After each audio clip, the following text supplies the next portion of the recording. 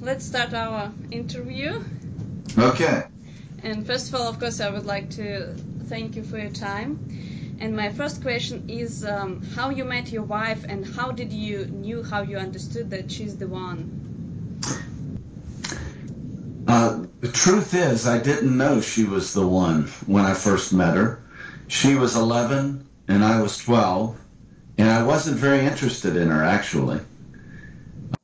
And then when I was 16, my parents got a divorce, and I decided that I wanted to follow God. Mm-hmm. And when that happened, it changed my motivation for many things. One, regarding my relationship with girls at the time. I guess it'd be too much to call them women.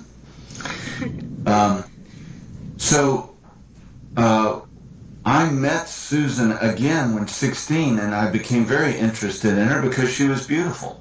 Mm-hmm. But at the foundation of that was we had a similar culture. We, not only of the South, but also in a church, we were friends with many of the same people, so our values were very much similar. And what I really wanted more than anything was just to have a family. Mm-hmm. And of course there were the issues of her beauty, and I was attracted to her. Well, there was a couple of other things that I used along the way. One is, as I was thinking about who I would marry, and I would read books about what it was to be a good husband or a good father, there were several things that I tried to keep in mind. Mm-hmm. Someone had told me that if you want to know how your wife will treat you, look at the way that she treats her father. Mm-hmm.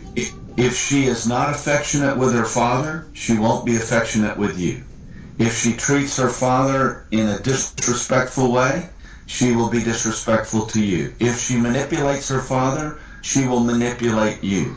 Mm-hmm. And although these are general guidelines, I did look to those type of characteristics in Susan, and I found that she was affectionate, she did not manipulate her father, and she adored him and respected him.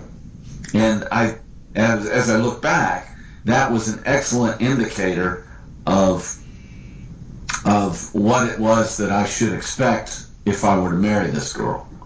But additionally, neither one of us had sexual relations before we were married, so we didn't have a lot of the emotional baggage that comes with that. Mm-hmm. And I recently had a friend who sent me 10 rules that he wanted to give his son about life.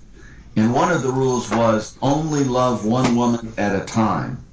And I thought this was a very tragic thing.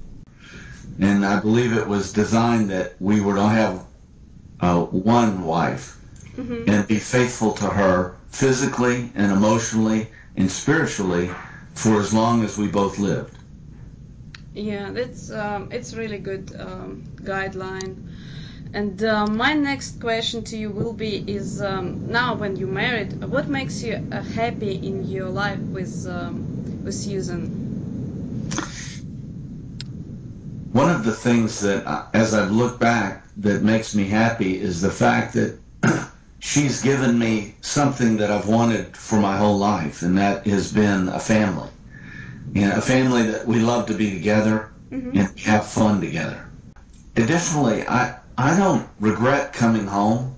I love to come home. Mm-hmm. I'm actually, we have wonderful times together during the day, and so I think experiencing life together and the adventures that we've had, and I must say that it's not just the wonderful things, but it's also the difficult things.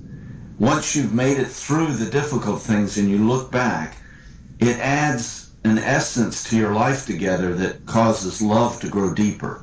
Mm-hmm. So I think many people today have the wrong idea that to be married is just to have a happy, non-difficult life the rest of your days. And but life is challenging, and there are difficulties. And but I think they add to your love for one another as the years go by. Great. Well, then I have for you the last question for today. It will be, what is the first thing you notice when you meet a woman? I saw that question, and that is a difficult one. But what came to mind was how the woman carries herself, and whether she's confident or whether she is not confident, whether she has the aura of someone who realizes who she is, or whether she has a shameful aura or an angry way about her. You can sense a person's disposition when you meet them, and that's what I always, I guess, notice before anything.